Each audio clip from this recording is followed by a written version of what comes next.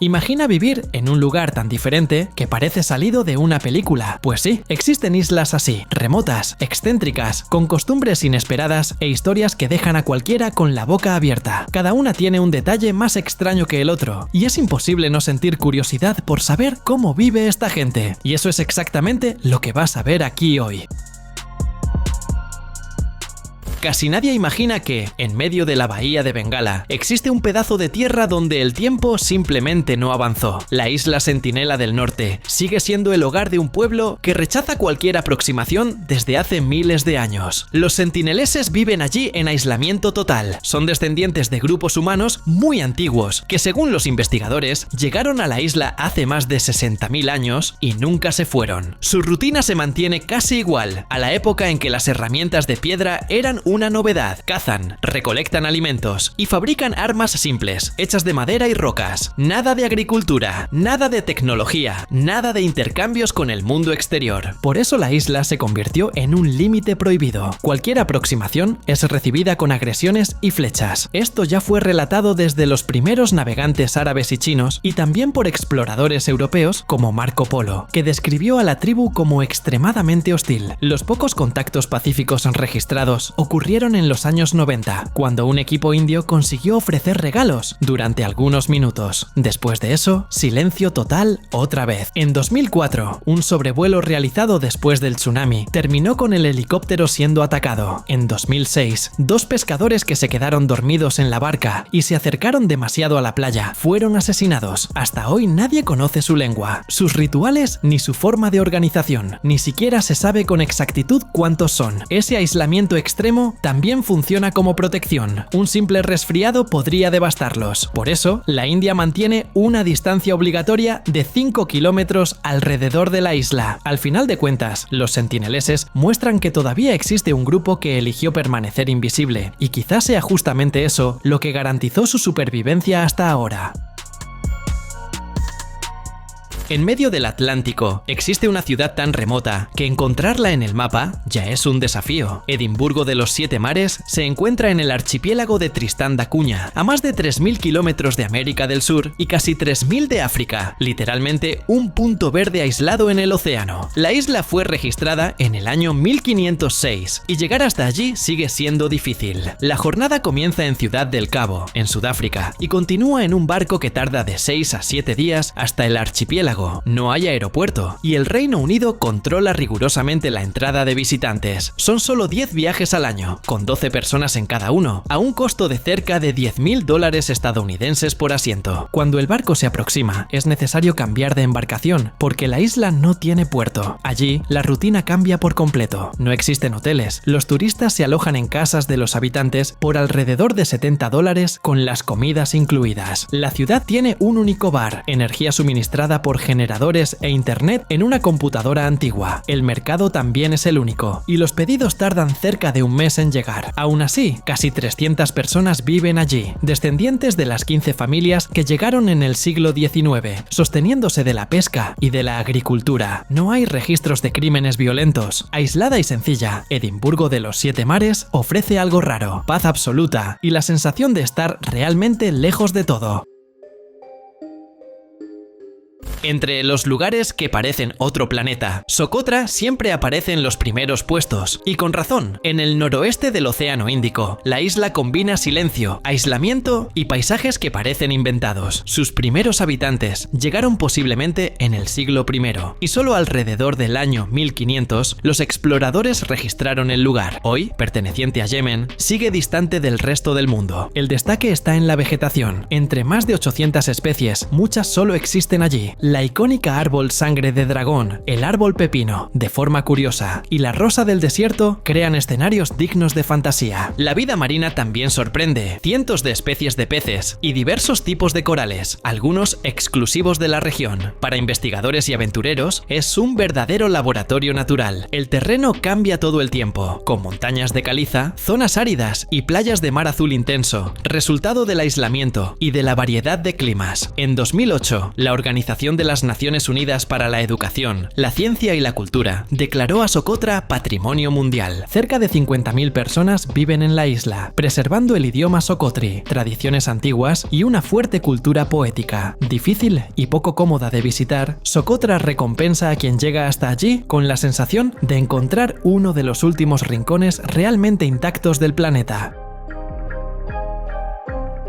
Entre las islas más curiosas de América del Sur, pocas llaman tanto la atención como Queimada Grande, en Brasil. Surgió cuando el mar subió al final de la última era glacial y aisló un trozo del continente. Las aves siguieron circulando por allí, pero un habitante terminó quedándose solo en ese nuevo territorio, la jararaca illoa, considerada una de las serpientes más peligrosas del planeta. La estimación es que existan alrededor de 2.000 serpientes repartidas por la isla, casi una por metro cuadrado. Sin otras presas, dependen totalmente de las aves que pasan o anidan allí. Aún con la visión deficiente, consiguen localizar el calor de los animales usando la lengua y la foseta loreal, un pequeño sensor entre el ojo y la nariz. Para rematar, mueven la punta de la cola, imitando una oruga, intentando engañar a pájaros más curiosos. Mientras Queimada Grande asusta, el archipiélago de Alcatraces funciona como un paraíso para las fragatas. La isla principal tiene paredones altos, vegetación y condiciones perfectas para albergar a más de 6.000 de ellas, formando el mayor nidal de América Latina. Como no pueden mojar sus plumas, pescan en vuelos rasantes, aprovechando los cardúmenes que suben a la superficie. Solo que los polluelos tienen que lidiar con los buitres, que se mezclan con la bandada y observan cada oportunidad de ataque. Cuando cae la noche en Queimada Grande, otras criaturas entran en acción. Arañas enormes revisan el suelo en busca de alimento, mientras las cucarachas cubren prácticamente toda la superficie. Estas islas muestran cómo la vida encuentra formas inesperadas de adaptarse, pero también recuerdan lo mucho que estos ambientes frágiles necesitan protección. Actualmente, la isla está prohibida para visitas, estando permitida solo para investigadores. En cuanto se habla de Pitcairn, la idea que viene a la cabeza es algo casi irreal, un lugar que parece existir fuera del tiempo. En medio del Pacífico Sur, esta isla minúscula, con apenas 4,6 kilómetros cuadrados de área, alberga cerca de 55 habitantes y forma la comunidad permanente más pequeña bajo administración británica. La historia del archipiélago comienza de forma cinematográfica. En 1788, el barco británico Bounty pasó meses en Tahití recolectando plantas. Cuando llegó la hora de partir, parte de la tripulación se rebeló contra el capitán William Bligh, tomó el barco y volvió a Tahití. Temiendo un castigo, un pequeño grupo liderado por Fletcher Christian decidió huir de allí para siempre. Llevando consigo mujeres tahitianas y algunos hombres de la isla, navegaron hasta encontrar Pitcairn, un punto prácticamente irreconocible en los mapas de la época. Para no dejar rastros, quemaron el Bounty y hasta hoy los restos pueden verse en la costa. El aislamiento definió el destino del lugar durante décadas. En 1838, Pitcairn adoptó el voto femenino, convirtiéndose en pionera en el mundo. Ya en el siglo XXI, enfrentó su episodio más oscuro. En 2004, varios hombres de la comunidad fueron condenados por crímenes sexuales, lo que expuso tensiones culturales profundas y obligó a construir una prisión improvisada. Hoy, el turismo es la principal actividad. Llegar allí exige días de viaje, costos elevados y mucha disposición. Pero quien consigue visitar encuentra cuevas, aguas cristalinas, senderos rocosos y uno de los cielos más estrellados del planeta, un refugio tan remoto como fascinante. Uno de los paisajes más extraños de Japón está escondido al sur de Nagasaki. Vista desde arriba, Hashima parece un enorme bloque de concreto perdido en el mar, rodeado por muros altos y edificios abandonados que recuerdan a una ciudad tragada por el tiempo. Hoy no vive nadie allí, pero la isla ya fue uno de los lugares más concurridos de la región. La historia comienza a finales del siglo XIX, cuando Mitsubishi asumió el control del lugar e inició la extracción de carbón en minas submarinas. El negocio creció tan rápido que en 1916 se levantó allí el primer gran edificio de concreto del país, construido para alojar a los trabajadores de la minera. En los años 50, Hashima alcanzó su auge. Más de 5.000 personas compartían aquel pedazo minúsculo de tierra, transformando el área en uno de los lugares más densamente poblados del mundo. Solo que el cambio del carbón al petróleo, a partir de los años 60, lo modificó todo. Las minas fueron perdiendo relevancia. Japón atravesaba una crisis energética y varias instalaciones exploraciones comenzaron a cerrar. En 1974 llegó el anuncio definitivo: se cerraría la minería en Hashima y todos debían abandonar la isla. La evacuación fue rápida y el lugar quedó detenido en el tiempo, con apartamentos vacíos, escuelas silenciosas y estructuras oxidadas. Con tanta historia acumulada, la isla se convirtió en objeto de debates culturales. En la década pasada surgió incluso una solicitud formal para que entrara en la lista de patrimonios mundiales de la Organización de las Naciones Unidas para la Educación, la Ciencia y la Cultura. En medio del Pacífico existe una isla que parece salida de un sueño, con arenas blancas y aguas tranquilas, pero que guarda un pasado marcado por misterios y tragedias. Palmira es un atolón, una isla en forma de anillo compuesta por corales, rodeada por una vegetación densa y una vida marina abundante. La historia de la isla comenzó oficialmente en 1798, cuando el capitán Edmund Fanning se aproximó a sus costas. Algunos años después, el barco Palmira naufragó en los arrecifes, inaugurando una secuencia de accidentes y desapariciones que daría a la isla su fama de maldita. A lo largo del siglo XIX, otros barcos, incluidos piratas y exploradores, sufrieron naufragios, asesinatos y muertes misteriosas, reforzando la leyenda. En el siglo XX, el misterio continuó. Casos más recientes conmocionaron al mundo, como el de la pareja Malcolm y Eleanor Graham, que desapareció en la isla en 1974. Sus restos solo fueron encontrados años después, revelando un asesinato brutal. Otras embarcaciones y tripulaciones desaparecieron sin dejar rastro, y relatos de accidentes inexplicables siguen circulando. Hoy, Palmira permanece prácticamente deshabitada, protegida por el gobierno de los Estados Unidos, pero continúa atrayendo a curiosos y estudiosos. Entre arrecifes, bosques y playas aisladas, la isla es un recordatorio de que no todo paraíso es seguro.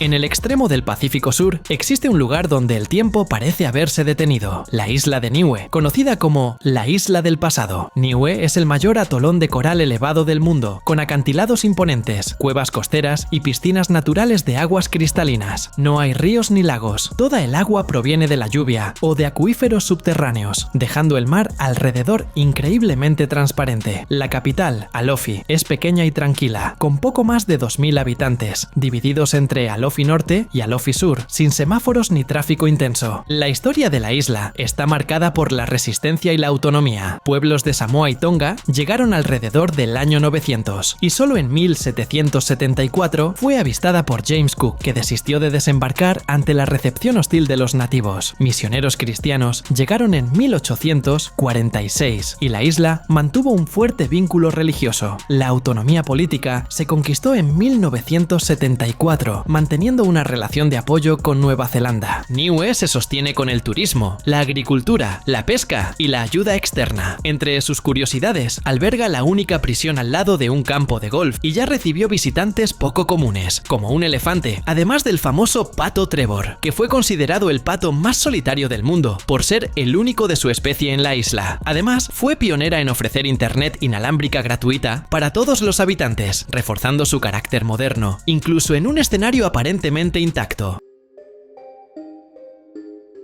En el extremo norte de Canadá existe una isla tan remota que prácticamente desafía cualquier intento de ocupación humana, la isla de Devon, la isla deshabitada más grande del mundo, con un clima extremo, vientos cortantes y temperaturas que pueden llegar a menos 50 grados Celsius, y forma parte del archipiélago de la Reina Isabel. A pesar de su aislamiento, Devon ya tuvo habitantes. En la década de 1920, el gobierno canadiense estableció Dundas Harbour, un puesto avanzado, y poco después, 52 inuit, que son el pueblo nativo del Ártico, se mudaron allí, trabajando en el comercio de pieles de la Hudson's Bay Company. La comunidad duró solo 2 décadas. Un segundo intento de poblamiento en la década de 1940 también fracasó, dejando atrás solo ruinas y el pequeño cementerio de Dundas Harbour, con 4 tumbas. Otro destaque de la isla es el cráter Houghton, formado hace unos 40 millones de años por un meteorito de 2 kilómetros de diámetro, con 23 kilómetros de ancho y 1,7 kilómetros de profundidad. profundidad, el cráter se compara con Marte y sirve como lugar de pruebas para simulaciones de futuras misiones espaciales. Algunos aficionados a las teorías de la conspiración llegan a decir que las imágenes de Marte que la NASA muestra vendrían de allí. Devon también guarda refugios históricos, como Port Refuge, donde restos arqueológicos del pueblo Thulo indican comercio medieval y episodios notorios de expediciones perdidas en busca del Paso del Noroeste, incluido el famoso barco HMS Resolute, cuya madera más tarde se convirtió en un escritorio de la Casa Blanca. A pesar de su paisaje helado e inhóspito, Devon alberga el oasis polar de Truelove Lowland, una zona verde de 44 kilómetros cuadrados, hogar de osos polares, bueyes almizcleros y zorros, demostrando que incluso en los lugares más extremos, la vida encuentra su camino.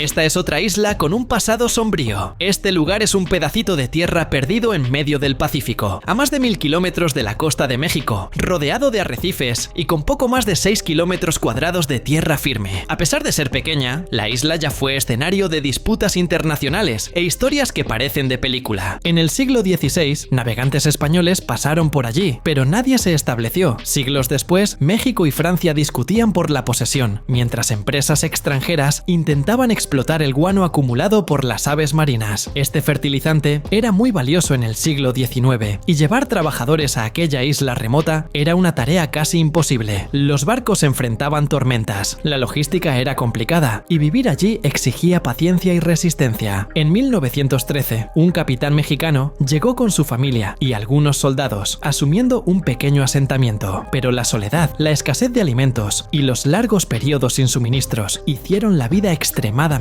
difícil. Entre tormentas, ciclones y naufragios, la isla parecía poner a prueba la paciencia y el coraje de quien intentara dominarla. En ese escenario, después de que muchos ya habían muerto y prácticamente solo quedaban mujeres y niños, el farero victoriano Álvarez enloqueció, declaró que era el dueño de la isla y empezó a cometer crímenes sexuales contra todas ellas. Al final, una de sus víctimas lo mató y un barco llamado Yorktown de la Marina de los Estados Unidos rescató a los 8 niños y a las 3 mujeres sobrevivientes. La isla de Clipperton es hoy un territorio francés prácticamente deshabitado, utilizado solo para investigación científica y preservación ambiental, pero las historias que ocurrieron allí siguen causando escalofríos. No olvides suscribirte para ver más videos como este.